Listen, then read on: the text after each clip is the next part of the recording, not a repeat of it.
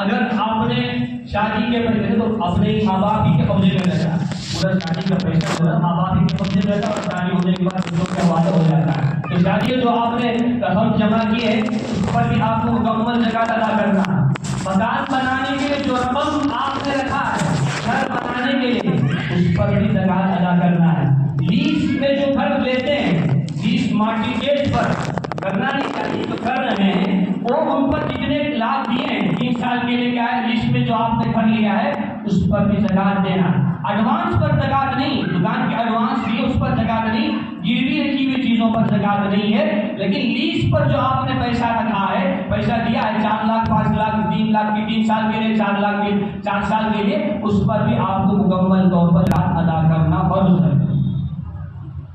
اب life insurance کے لیے جو آپ نے پیسے جمع کر رکھے کرنا نہیں چاہیے، جو کر لیے ہیں ان کے لیے جو آپ نے پیسے جمع کر رکھا ہے اس پر بھی آپ کو زکات ادا کرنا، آپ کا جو کیش ہے جتنا آپ نے جمع کیا ہے انشورنس میں اس پر بھی ادا کرنا آپ کو ضروری ہے۔ اب انشورنس کی جو رقم آپ کو ملنا ہی نہیں ہے، جیسے کار ہے، مکان ہے، دکان سے اس پر نہیں ملنے کا بعد زکات ہے۔ انشورنس کا پیسہ جو ہے نہیں مل سکتا، نہیں مل سکتا، ٹھیک ہے تو ملنے کا آپ کا سامنے ہاں وہ چیزیں بعد مل جائے تو ادا کرنا ہے۔ ہر مال تجارت جو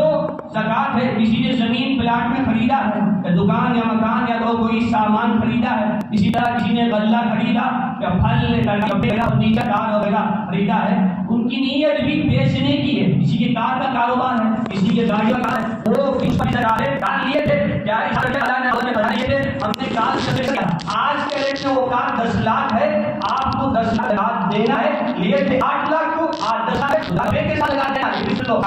دینا ہے۔ آپ جو بھی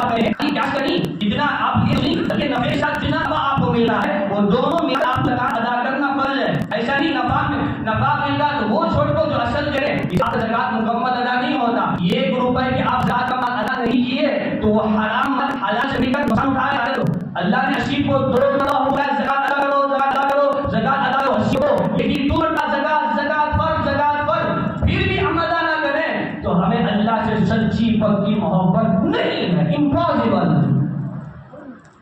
علماء نے تفسیر میں لکھا ہے جس آدمی کو جس سے محبت ہوتی ہے قیامت کے دن اللہ اسی کے ذریعے سے عذاب دلائے گا۔ اگر آپ کو مال سے محبت ہے تو ہی مال دینے سے آپ کو عذاب دیا جائے گا۔ ذہن میں کوئی بات، جس کو آپ مال سے محبت ہے یا اولادوں سے محبت ہے یا کسی اور چیز عہدے سے محبت ہے، اسی مال کے ذریعے سے